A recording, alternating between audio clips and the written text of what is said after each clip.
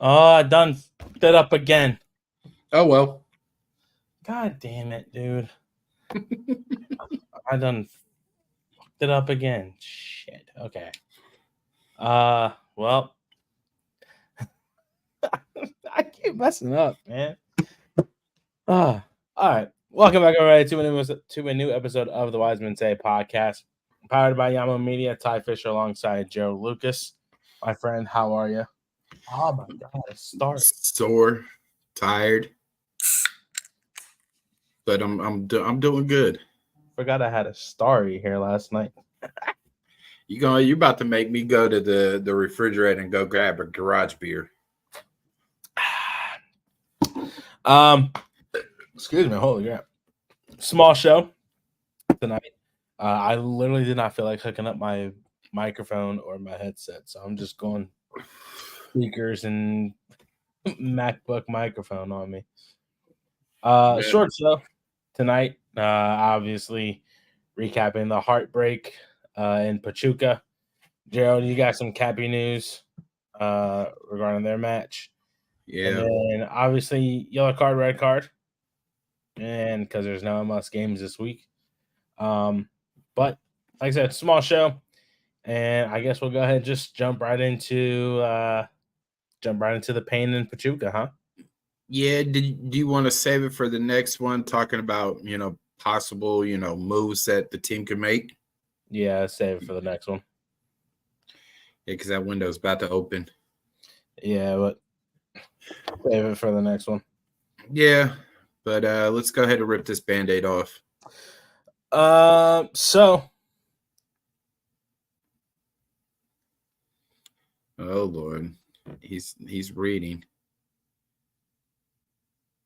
Solid.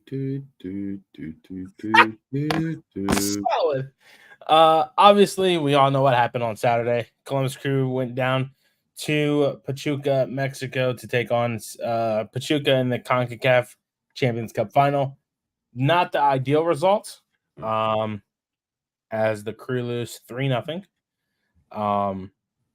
But nonetheless, lots to be proud of that team making a historic run like that. General thoughts, just overall of this game.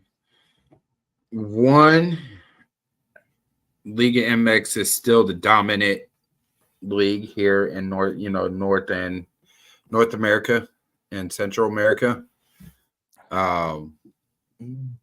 Until they start. I'm messing everything up tonight. Oh Lord.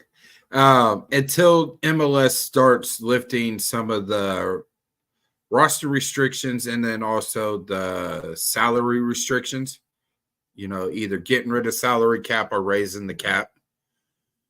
But MLS is still, at the same time closing that gap in though between, Liga MX and MLS, right? Two, regardless of the results, it was a win-win for the club because they were getting global coverage. It wasn't the best night for everybody. With all things considered, they still, even when they had chances, they still made dangerous chances, right? So there's a lot to hang their head on. The whole team is looking at it as a lesson. So it's, Nazi said it when he first got here 2 years ago that even though you lose, it's not a loss. It's a lesson. What can you take from that loss that you can, work on so it doesn't happen again, right? So it was a win-win for the club. They got some global exposure. Hell, Schulte and Aiden, got called up to the Olympic team. So that's a plus for them. Right? It just sucks though, man. I wanted that trophy though. Yeah, I did too. I wanted that trophy. I wanted that spot in the FIFA Club World Cup. That would have been. It would have been an amazing feat for for the club. It would have been, but also at the same time, if you sit back and look at the teams that are there, it would have been even bigger of a heartbreak. Columbus going against Man City, right? Just to say we made it though. Which is true, right? I would love to have that Club World Cup spot, which there is still a chance. They haven't made the decision yet, if it's going to be, the 2024 MLS Cup winner, if they get that extra spot. So there's still a chance Columbus can make it, right?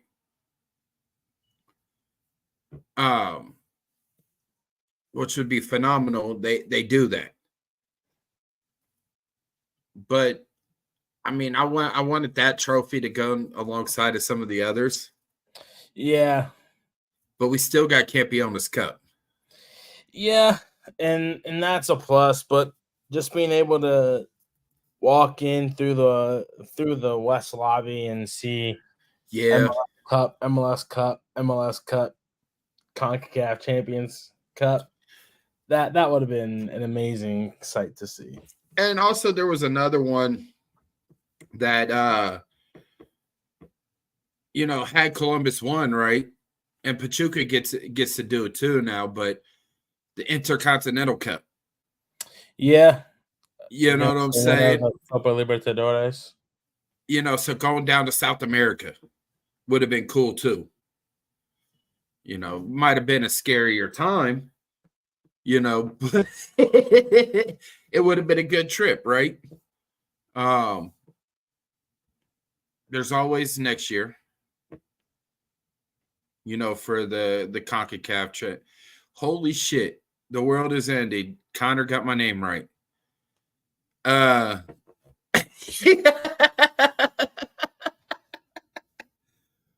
But there's always next year for it.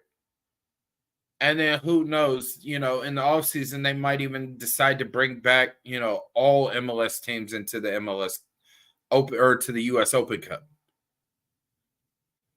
Because honestly, I think this team could have just swept through the Open Cup. Probably, yeah. And then there's also Leagues Cup. Give me a rematch with Pachuca in Leagues Cup. You got to come to our territory now. You know what I'm saying? We get our food.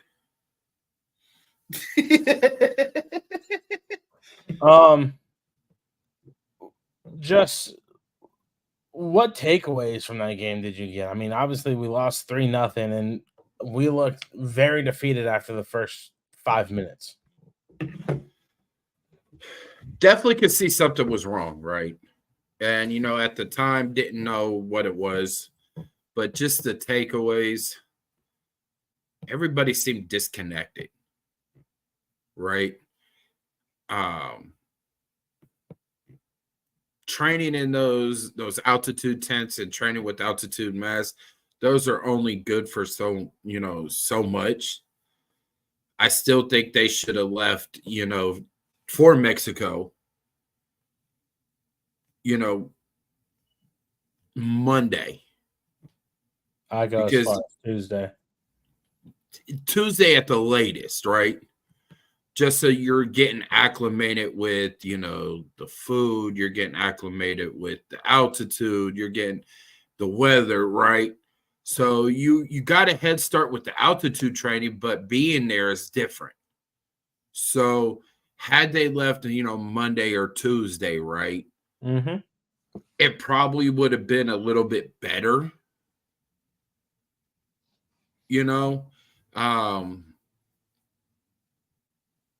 I did like the lineup at first, but then I started thinking about it. I wouldn't have started Matan. Okay. I would have stood with the hot ones. Like Max or Jason, or even started Christian, right? Mm-hmm. And then took him off at half. There should have There should have been some subs at halftime. Yeah. Yeah, I do want to touch on that when you're done. You know, there should have been some subs at half. You just saw the difference when the subs came in. You saw the difference, right? Mm-hmm. I just don't think. I don't think they switched up tactically throughout the game. I don't think they changed their shape. Yeah. You know, I don't think they changed it because Pachuca was killing that midfield. Yeah. You know, so they were stretching, making Columbus go wide. So why not change your shape to a wide look, right? Or overload it. You know, because then now you're forcing Pachuca to compact to counter that the overload, right? Mm-hmm. And then we all know how good that Columbus could be, whenever they're overloaded. I just think they were also just missing, with being up that high and kicking the ball went farther. Yeah. So, normally, you use your power to get that ball across, and it barely gets there or gets there right on time, right? But being up that high, you use your power and that thing's skyrocketing. So maybe, lay back a little on your power, passing, right? Crossing. Mm-hmm. It just was so much that,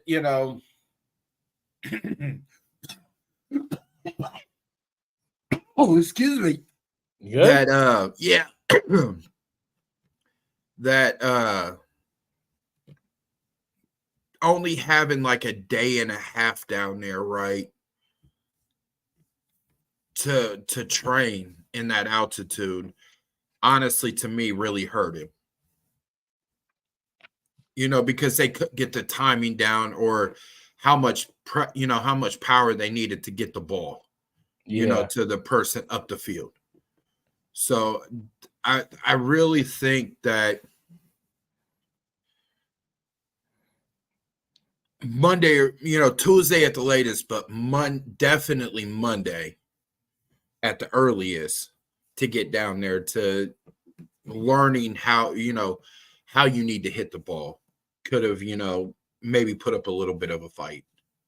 I want to say Tuesday because you play Saturday, get a break Sunday, train here on Monday, and then get everything ready to leave on Tuesday.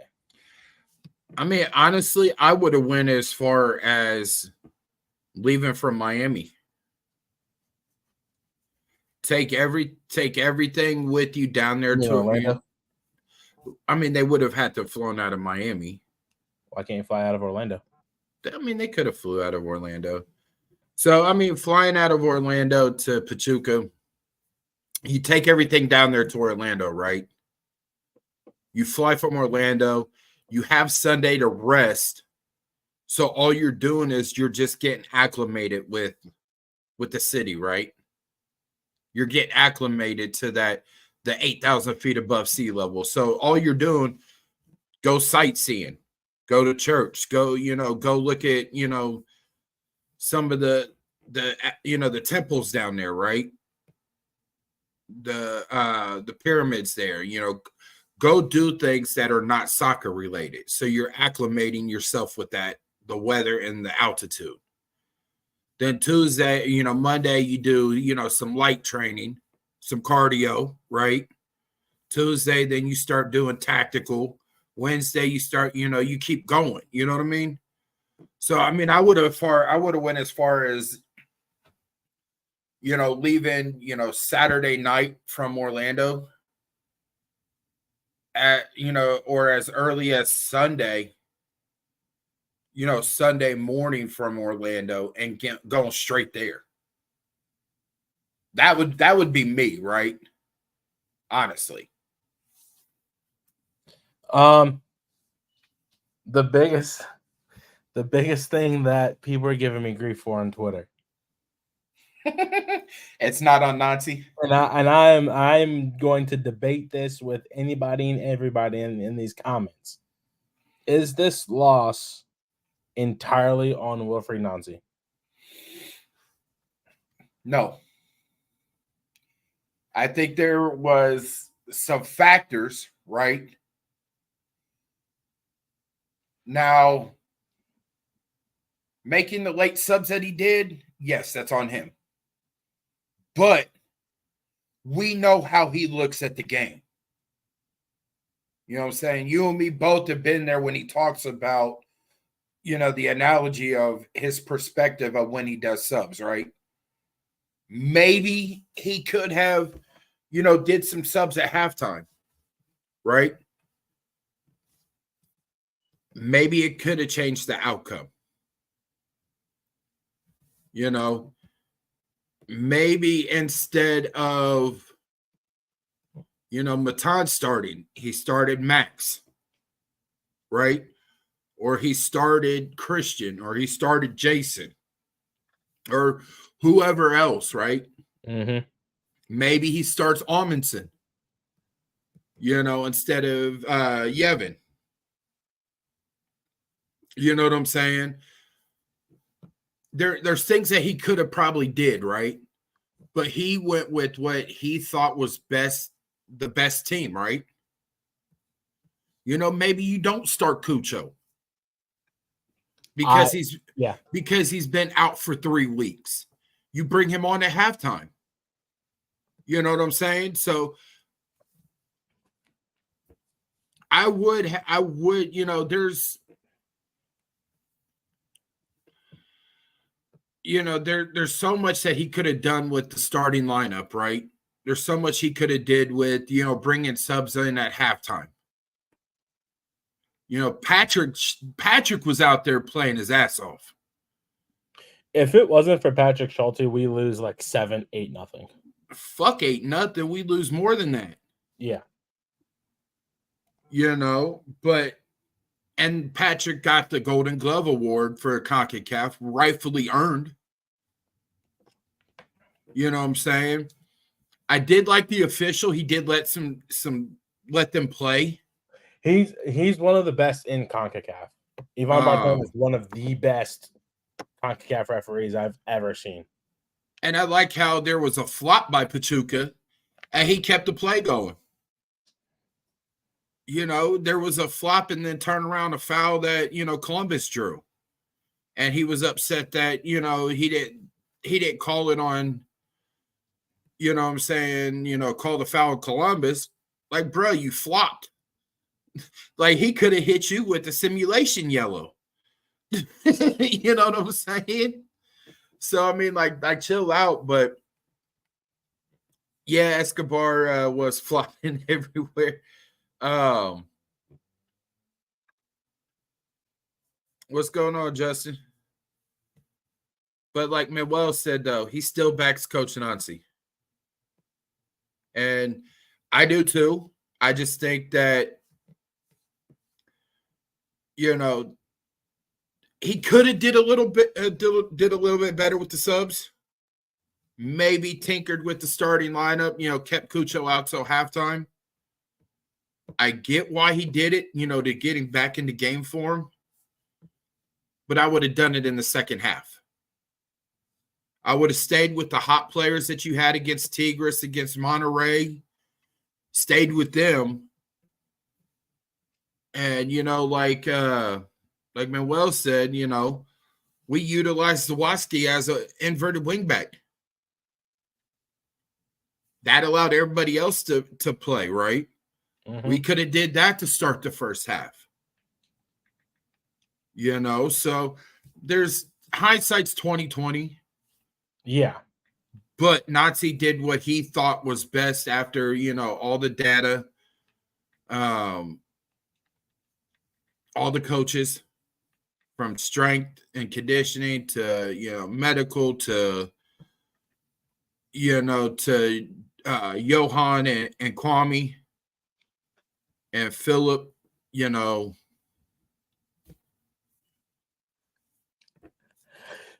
Yeah.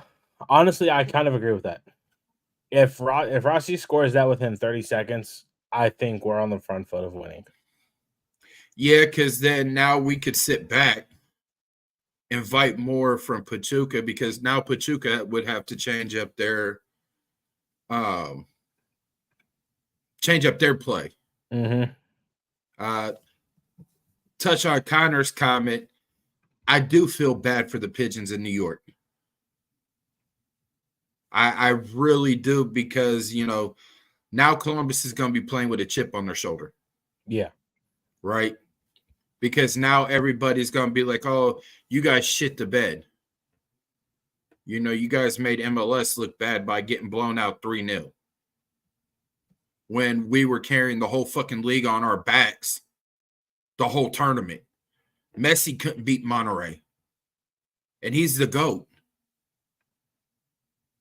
You know what I'm saying? I don't see anybody else out there taking Tigres down in Monterrey. You know what I'm saying? So, all the Columbus Crew haters around the fucking league can go, jump off a cliff, go to the Rock of Gibraltar. Maybe not that. We don't condone. We don't do any of that. Maybe not like that, but figuratively, right? Not physically, but figuratively. Y'all, the haters around the league that are talking so much trash about Columbus right now, especially Northern Kentucky, they couldn't cut it. They couldn't cut it against Monterrey, and Monterrey had one of their players. So, nonetheless, Columbus is going to come out swinging, because now you're talking about you'll have a very healthy Columbus Crew team. I think for me, I agree with the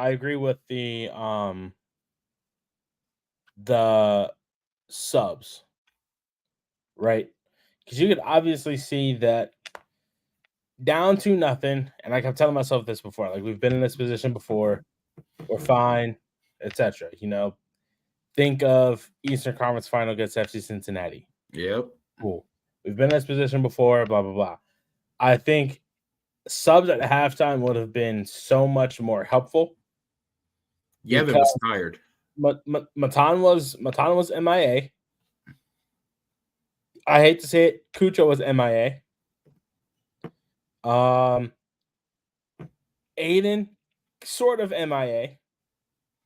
And I hate to say this, Camacho was absolutely had his worst performance in a Crew jersey. I think besides Marrera, the whole back line. I thought Taba did okay for the most part. But once he got tired there after 45 minutes, he kept getting burnt like toast. Yeah. He was getting burnt. He was making bad passes. Right? Credit Steven.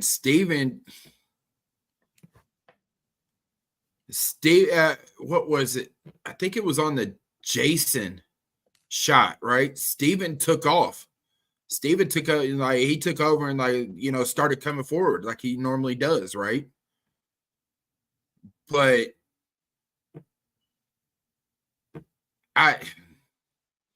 subs at half would have been better. Subs at half would have been so much better because it doesn't burn a window. At least you could have kept Camacho, right? You could have kept. I wouldn't have. You would have put Sean. Yeah, dude, Camacho was so bad.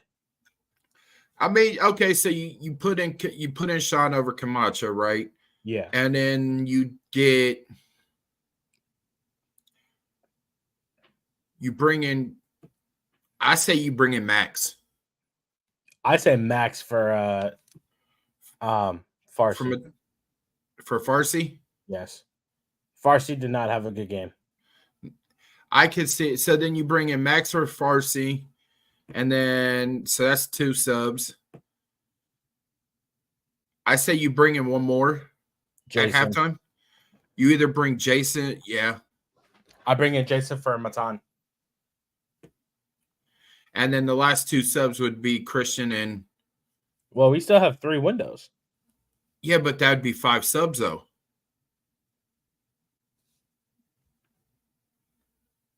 So if you did 3 at halftime, those don't count towards a window. Really? Yeah. Halftime subs don't count towards a substitution window. Well, then you still have 5 more players that you could bring in. Yeah. No, you play it smart. Halftime subs help really well. I think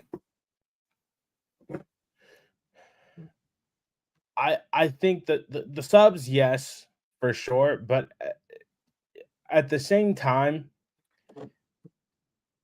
Nancy is not the one that's playing the game, right? So Exactly. he makes the game plan, but it's the players' jobs to go out there and execute it, right? Yep. You can't sit here and say that it's heavily relied on Nancy because of this, because of that, right? It's the same thing when we asked him after the Chicago game about or when I asked him about when he asked about Patrick Schulte coming out and then hesitating on that one play, and I asked him what was his reasoning for that. He's not playing the game. He doesn't see what the players see. Right? Mm-hmm. I get people going to say, well, he needs to, do this and da da da da if he knows that this is going to happen, yada yada yada. Okay, whatever. But he's not playing the game. The players are playing the game. They're executing a game plan set in place by Nancy. Could it have been a stronger game plan? Sure. But at the same time, you want to add in, you want to build it around Cucho because he's coming back fresh. You also have to take into consideration that the crew have played what three games in 7 days prior to this for the 7th time this season. Yep. Pachuca has not played a game in 3 to 4 weeks. So they're very fresh. It's just mind-boggling because I'm probably going to get a lot of grief for this. The ones that are saying that all this is on Nancy are the ones that are at home playing FIFA and not getting their coaching license, like Christian Ramirez is. You know what I mean? Yeah. And another thing is like if that's the first thing that crew fans are going to go to is blaming it on the coach instead of just sitting back and saying, wow, Pachuca looked very freaking good because they did. Yes. I'm not saying you can't criticize because you can, but if you just can't sit there and say, wow, Pachuca really took it to us. Pachuca really did their homework on us. They did amazing. We just came out flat-footed. Then I don't know what to say because it's like that it's like that with every loss. It was like that when we lost to Cincinnati. It was like that almost like that when we lost to Charlotte at the beginning of the season. It was like that when we lost to Atlanta in game 2 of the first round of the I was about to say Stanley Cup playoffs, MLS Cup playoffs. It's always, oh, coach did this, coach did that. He needs to do this, he needs to do that. Guys. And that's the one thing that constantly drives me away from the fandom in me. I cannot count how many times on my hand that I have almost quit the beat because of how fans are. Oof. That'd be a huge loss and massive report. And I'm just like, I can't deal it. Like you can say whatever you want on the internet, whatever. I mean, within reason. But if it's just going to stay toxic like it is, I just can't. I can't do it. I just can't deal with it. I mean, the block button, cool. The mute button, whatever. But man, Listen, it's they going to take. they see this stuff on the internet too. The players see this stuff on the internet too. Christian has liked every single one of my tweets that I've made since the what game was that? I think it was the Chicago game. The players see this stuff, and I bet they're sitting there looking. I bet they have it all printed out on their thing, on their wall somewhere. I know they look at us when we're there at training. You know, I know they look at us like, like we're, I don't know if they feel bad for us because, we do the reporting and, we have to, we do this stuff, right? But they see how the fans, attack us, right? So, I mean, and then it's just like, we make post about what, a little bit about what, what's said during training, when we're actually talking with the players and with Nancy, you know what I'm saying? And then you just start seeing some of the toxicity, and it's just like guys, like, come on now. Like you said, the players see this. Yes. You know what I'm saying? I know Jason sees all the hate that he's getting.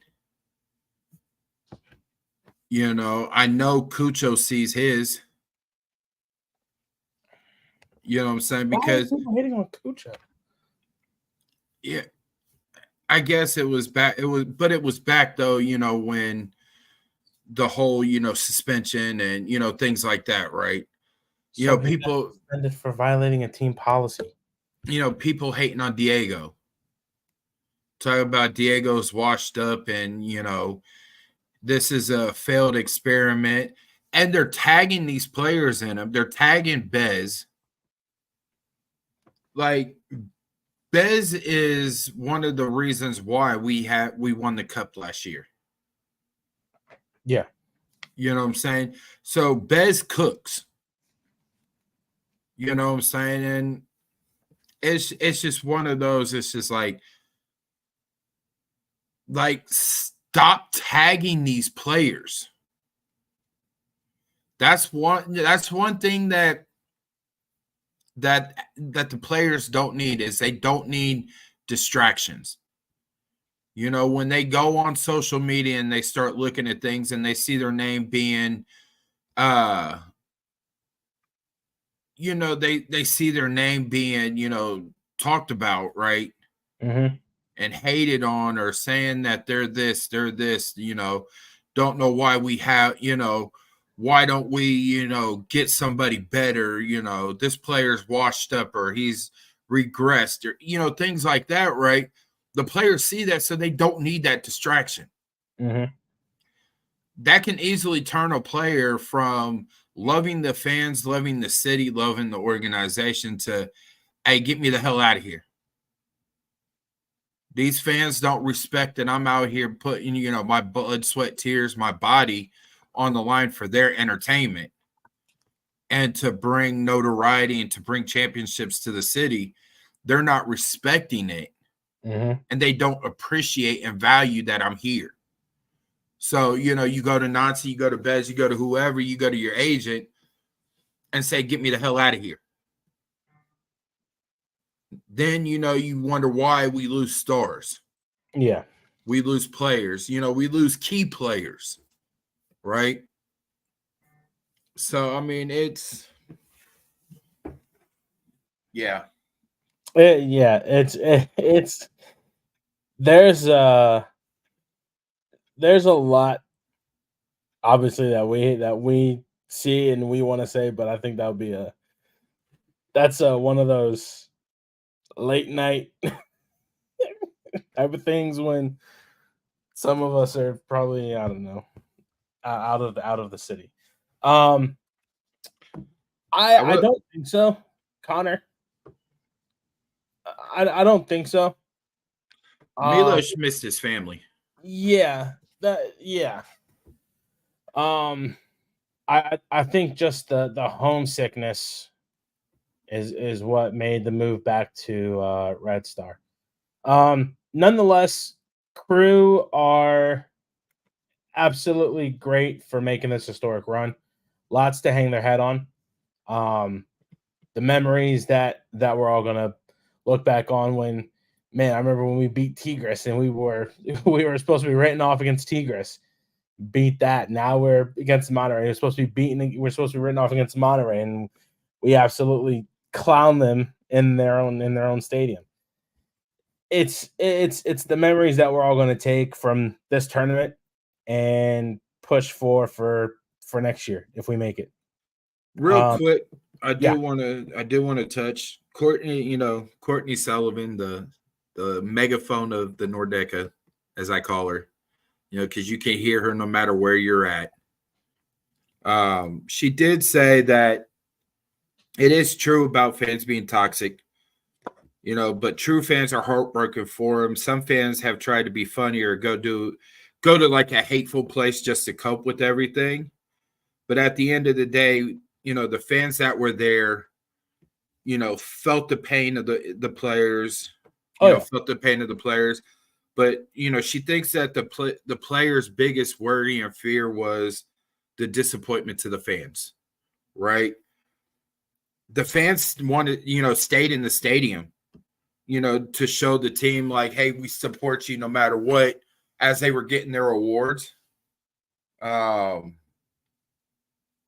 they support them it's a true saying, wherever you go, we'll follow, right? The fans that went, they didn't want the players to feel like the fans abandoned them after, losing the way they did. Right. So, Courtney was there, big shout out to Courtney. And she hit the nail on the head though. There are players on the team that the biggest fear is letting the fans down. And so, you see the heartbreak, you see the pain on their faces after a game like this, and it hurts, right? Because you see them hurting.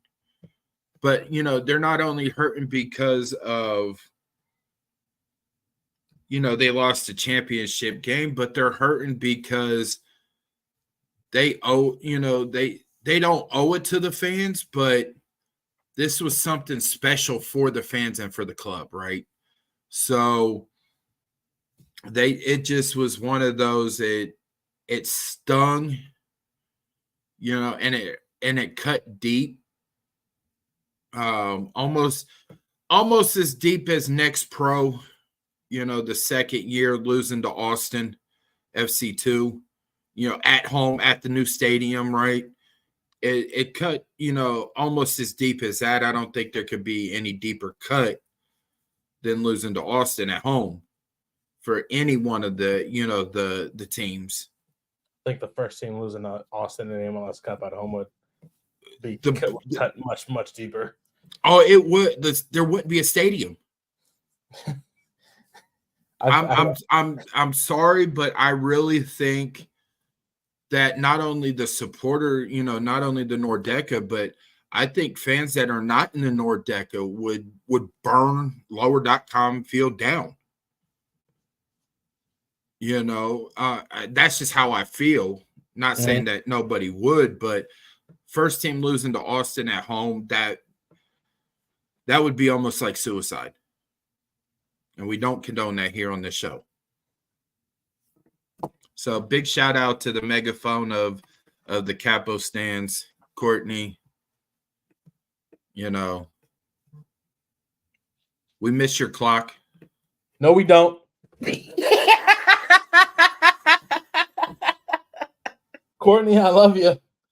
I don't miss that clock. I do not miss that clock.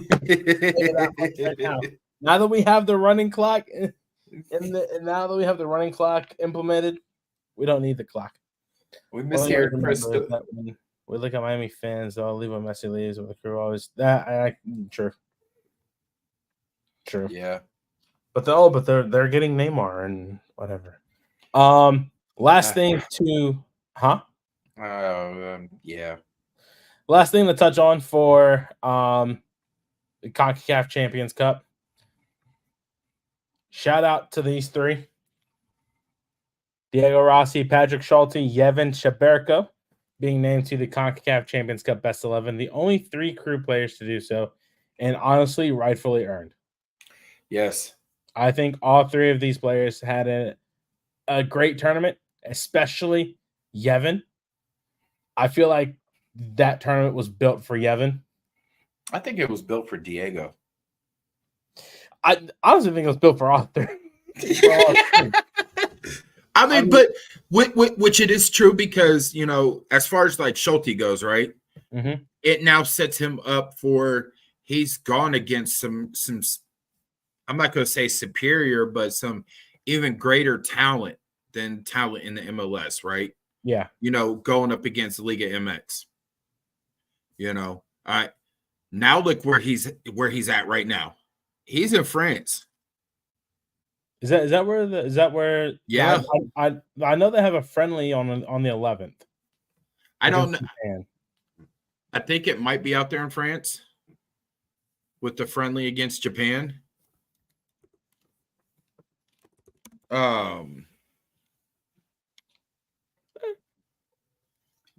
But he's going up against now studs from around, you know what I'm saying? Mm-hmm. Even superior talent than what was in Liga MX. Yeah. Now you're bringing it all together from all walks of the earth, right? It's at Children's Mercy Park. It's in KC. It's in KC. And let's see. And who's the coach of the US? Not the one for Copa, but for the Olympic. Marko Mitrovic. Okay. Because I know I saw Thierry Henry's France lineup. Who? Henry, whatever the fuck. Henry? Yeah. Thierry Henry? Yeah, his lineup for France. And it was nice for the Olympic. So that's going to be a good matchup, you know, watching Schulte go up against that team. Yeah. You know. Moving on. Jerald, Capybaras played over the weekend. It was over the weekend, or was it? Yeah, it was Sunday. They were in Chester. Yeah, why don't you tell us a little bit about that? All right, ladies and gentlemen, welcome to this week's episode of Cappy's Corner. Unfortunately, the Cappies didn't do so well out there in Chester. They took on the Union 2, and final score was 3-1. Not the outcome that they were looking for, especially coming off of a loss against Chicago 2-1 last week. But on the Cappy note, Adrian Gonzalez got his first goal of the season with the black and gold. So that's a plus there. There's still a bunch of stuff to, still work out with the Cappies, getting all on the same page.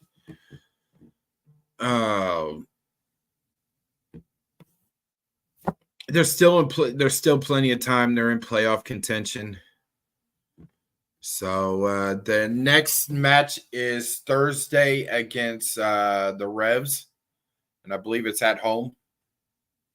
So go out and support your Cappies. And I think that's what the Cappies are missing right now, with it being a young squad, is they're missing supporters. To feed off that energy, right?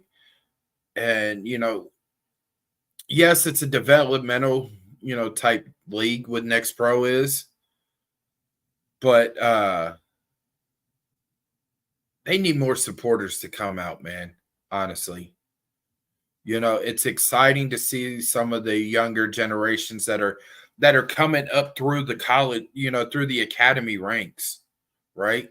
Coming up from playing little league, going to the crew academies, and getting a shot at like the UPSL team or one of the MLS next teams, going out there to these different tournaments and then just improving year after year and getting a shot with next pro.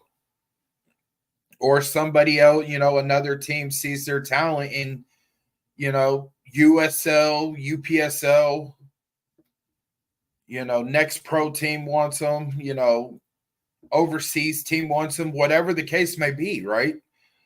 So, more people, should try to make their way out there. I'm not saying you guys need to, but if you guys are just sitting around the house, what are you waiting for? Go support the Cappies.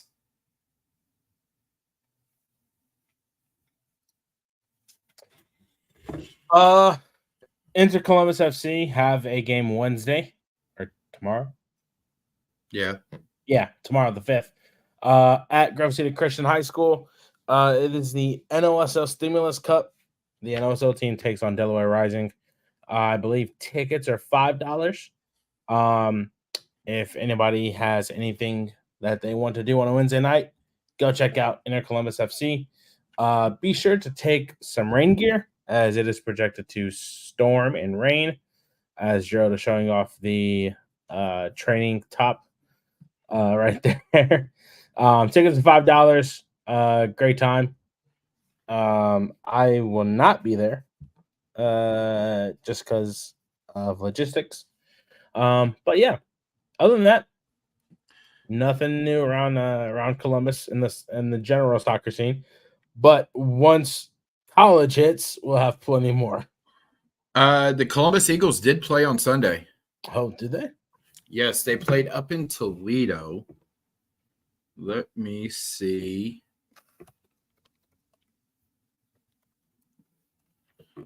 2-0. They won 2-0. Yeah, wait, hold on. I see 2 games that they played. They played 2 games. They played Bedling on Saturday and then Greater Toledo on Sunday. Okay. Both games 2-0. Yeah, so they haven't updated their Twitter page. They still have stuff from the championship game, last year that they lost 3-2. Yeah. That's weird, but yeah, shout out to the Eagles. You know what I'm saying? Now, if we could just get somebody to put together a group and go put a bid in for NWSL. Oh, crap. They've played 3 games so far. Oh, really? Yeah. Their first game was a 4-4 draw. Okay. And then they won 2-0 on Saturday and 2-0 on Sunday. Hey. They currently sit first in the East Great Lakes Great River division. Oh, nice. What teams are in that division? You got the Columbus Eagles, you got Bedling, you got Cleveland Ambassadors, Greater Toledo, and Corktown. Nice. So they currently sit atop with 7 points. Bedling sits with 6 in second place. And Cleveland Ambassadors Cleveland sit in third with 3. Greater Toledo also with 3, and Corktown with 1. Well, shout out to them. They're leading their lead division right now. So I didn't even know they started, actually. I didn't either until I saw that they were playing in Toledo on Sunday. Yeah. And which you guys could catch it on Eagle TV. I forget where you could go to, what the website is for that. But I think it's on their website. Yeah, probably. But man, wouldn't that be nice to have an NWSL team? I would love to have an NWSL team. That'd be amazing. I'd love to have a women's hockey. Anything else before we hit our yellow card, red card for the week? Well, Atlanta pulled the trigger and got rid of Pineda. I was talking anything else crew related or anything like that. But I mean, well, it's about time. Yeah. We all were sitting there, were shocked that Gary Smith was the first one fired. Yeah, I know. You know, this year, and we're like, well, why is Pineda not? You know, why they're not gone. So I hope, you know, whoever they get to be the coach, you know, if they stick with the interim for the rest of the year, you know, or if they find somebody. I saw somebody tried to link Bruce Arenas to Atlanta United or Gary Smith. You know, but it's just one of those. It was time for Atlanta. They were dropping in the standings constantly. Yeah, you know, you got one win in the last. I can't remember. One in their last 10. So, but the only thing that stopped Pineda from losing his job was beating Miami, and that bought him an extra week. Yeah, and then you lose, you know, to Charlotte at home, handedly. You know, so you know it just the time that Arthur Smith pulled the trigger and you know got rid of him. Connor says Amada has been a ghost this season. I think he's been injured, hasn't he? He's been injured a lot this year. Honestly, Giakoumakis cooled off after he had that hat trick. And, you know, he was starting. It was like, okay, he might keep going and he might be, you know, up for the golden boot. I know he's been hurt also, yeah. Yeah, he's fallen off with injuries and just, you know, the lack of him getting the ball. And both Almada and Giakoumakis are, I don't see them sticking around too much longer. No. You know, Cruz Azul, I think, offered $10 million for Giakoumakis. I think that's all I think that's all said and done. They're all that's said and done, yeah. Yeah. I did see that he accepted the offer, just waiting on Atlanta to accept the offer. They'd be stupid if they don't accept it. I know they're gonna want more out of him. You know, but if they're willing to pay $10 million right now, cash out the door, that frees up a DP. Yeah.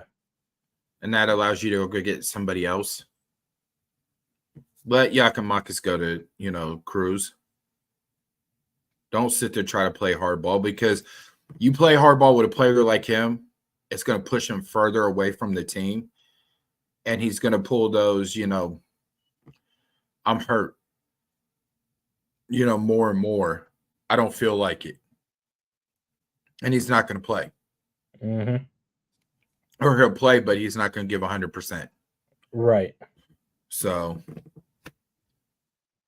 to answer Connor, I don't know if we have a DP opening up this summer.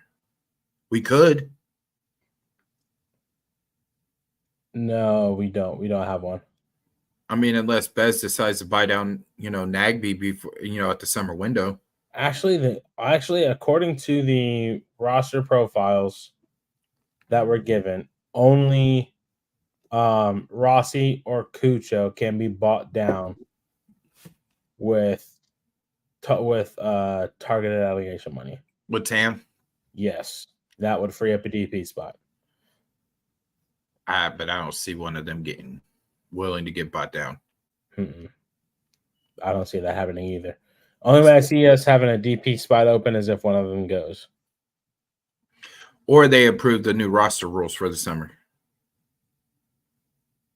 which would give Columbus an extra DP spot. No. If they were talking about what they were. No, I'm talking about Connor's comment. Oh. Last segment. Yellow card, red card. No games this week, so we can't do predictions. I mean, you want to do a future? Yeah. It's up to you. I ain't got nothing on FanDuel right now, so Same. so for one, I almost ended the stream. so for once, I'm not saying, hold on, let me get FanDuel open. I would say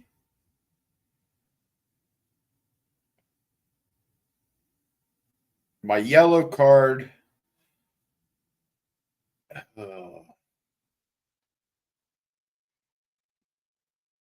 My yellow card would be drivers right there at the Hudson 71 split. You know, when you're getting off of 71 onto Hudson coming from 71 south, there's that stop sign right there. So, from you know, that's north of Hudson. You know, it's a stop, it's, you know, whatever. So they have to wait. So I'm getting off of there to, you know, so I can cut down Hudson to Neil to get to the gym today. And this SUV and myself are pretty much pulling up to that intersection right at the same time. This SUV decides that they don't want to stop. So, you know, I hit the horn, slam on my brakes, and the guy rolls his window down yelling at me, asking me what my problem is for honking my horn at him. You're in a beat up, old ass Ford Expedition. No, it was a Tahoe. I'm sorry. It was a beat up Chevy Tahoe. And you're asking me what my problem is because you can't abide by street laws, by traffic laws. You know, so you got it. You can, you know, tuck all the shit you want. So that's my yellow card. My red card would be telemarketers. I can't tell you how many missed calls I had at 8 o'clock in the morning on Sunday. Like, for God's sake, it's 8 in the morning, and y'all want to start calling my phone talking about you work for the U.S. federal government, the grant department, and you want to offer me a grant. Yeah, no. Like I tell them every time they call, take me off the list, and they won't take me off the list. So stop calling me. Or collections, you know, calling at 9 o'clock in the morning on a Sunday. Like, do you not know that I could be going to church? Or I'm still asleep and you want to wake me up, having at least 5 missed calls from a collections agency or from a telemarketer on a Sunday? Like, there should be a law that bans, you know, telemarketers and collections, you know, from calling on Sundays. That's the one day that we can, you know, we don't need to, you know, be asked if we know that our extended warranty is expired. Like, yeah, that's my red card. I think my yellow would have to be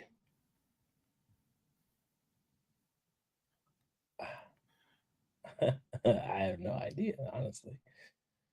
What has happened since last Tuesday? I don't know. Nothing's really happened to me. I mean, anything at work? So last week of the block, students passed my classes, so that's fine. Man, I don't know. Actually, I have no yellow card. Actually, no, I do have one. My yellow card goes to the Sidemen because I'm watching they started a every Sunday. By the way, if you don't know who the Sidemen are, it's a UK based YouTube group. So every Sunday they have what's called Sidemen Sunday. It's like maybe an hour and a half to 2 hour video that they do. It could be cheap versus expensive holiday. It could be race around Europe and they have to meet somebody somewhere. Whatever. So this past Sunday, they're doing a reality show. It's called Inside. It's almost like Locked Up, and it's almost like Locked Up or whatever. So 10 contestants that are like content creators, celebrities in UK or whatever on the internet have to stay in this house, quote unquote house, for 7 days with no cell phone, nothing to have to do with the outside world. But they dropped the first episode on Sunday, and so far at the end of every episode, there's been a cliffhanger, and it leaves me upset and leaves me confused because I want to see what happens next, and I have to wait 24 hours for the next episode to come out. Just like today, I got home, I watched the first episode at 2 o'clock. I watched the episode at 2 o'clock. Now the next episode for day 4 comes out at 2 o'clock tomorrow. And I have to wait. That sucks. I don't want that. But I get it because they stayed in the thing for 7 days. So, I mean, they don't want to release it all at once because that would have been like a freaking 20. That would have been like a 6-hour video. So that's my yellow card. My red card.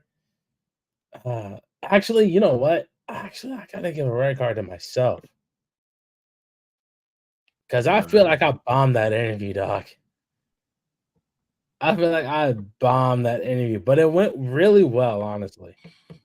The background that I have fits what they're looking for, so I'm hoping I hear back this week to see if I made it to round 2. The round 2 is a 30-minute Zoom with the lead person. So I'm like, oh my God. I'm just nervous, dog. Oh my God. I think I bombed that interview, man. That's my red card, is me just thinking I bombed that interview. You got it. So you gotta think positive. Yeah, no, but man. Ain't no buts about it. So nervous. Be like Nike and just do it. Think positive. Fair. Anything else you want to say before we sign off for the night? Shout out to everyone who supports our show.